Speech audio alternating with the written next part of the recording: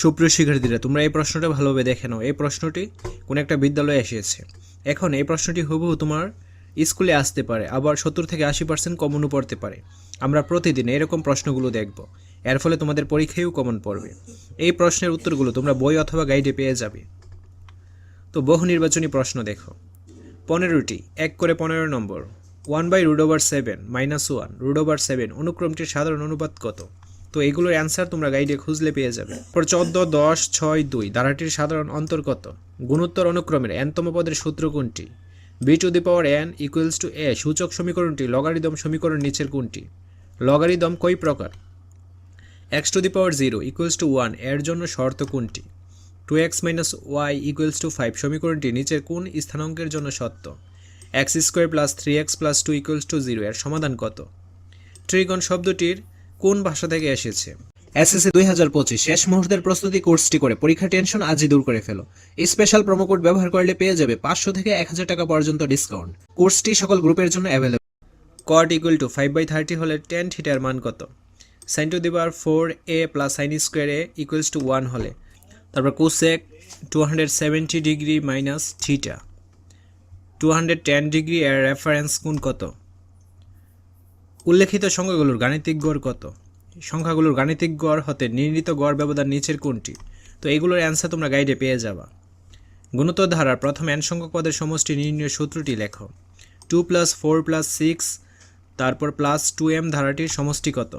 10কে ভিত্তি ধরে লগ সারণী প্রকাশ করেন কে? বার্ষিক 4% মূল্য হ্রাস হারে কত সময়ে কোনো একটি গাড়ির মূল্য হ্রাস পেয়ে অর্ধেক হয়ে যাবে? ঘাতের ভিত্তিতে x² + 5x - 10 = 0 সমীকরণটি কোন ধরনের সমীকরণ? কোন ত্রিকোণমিতিক অনুপাত দিয়ে বাকি সব ত্রিকোণমিতিক অনুপাত প্রকাশ করা যায়?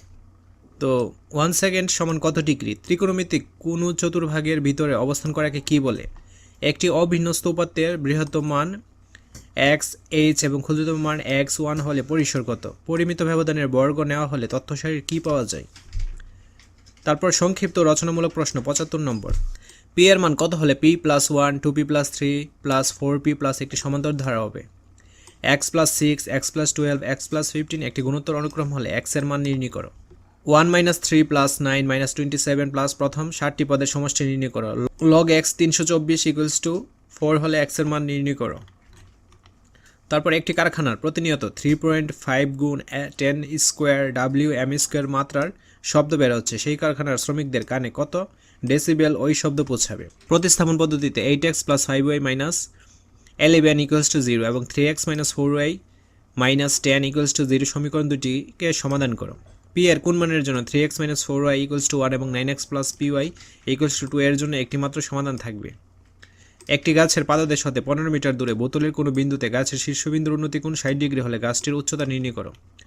তো এগুলো তোমরা গাইডে অবশ্যই পেয়ে যাবে, ঠিক আছে? গাইডগুলো একটু খুঁজলেই পাবে তোমরা। রচনামূলক প্রশ্ন দৃশ্যপট নির্ভর 10টি থেকে 60টি প্রশ্নের উত্তর দিতে হবে। তো এখানে দেখো সুন্দর করে এই প্রশ্নগুলো রয়েছে। এগুলো কিন্তু বাংলাদেশের কোন একটা স্কুলে এসেছে, ঠিক আছে? আমরা এরকম প্রতিদিন কয়েকটা করে প্রশ্ন প্র্যাকটিস করব, এর ফলে তোমাদের পরীক্ষায় কিন্তু কমন পাবে। তোমাদের আশা করছি বোঝাতে পারছি। তো তোমরা কি করবে? অবশ্যই এগুলো প্র্যাকটিস করবে, ঠিক আছে? প্র্যাকটিস করবে, কারণ এগুলো অনেক ইম্পর্টেন্ট একটা প্রশ্ন। তোমাদের স্কুলেও এরকম টাইপের বা এরকম মানের প্রশ্ন কিন্তু আসবে।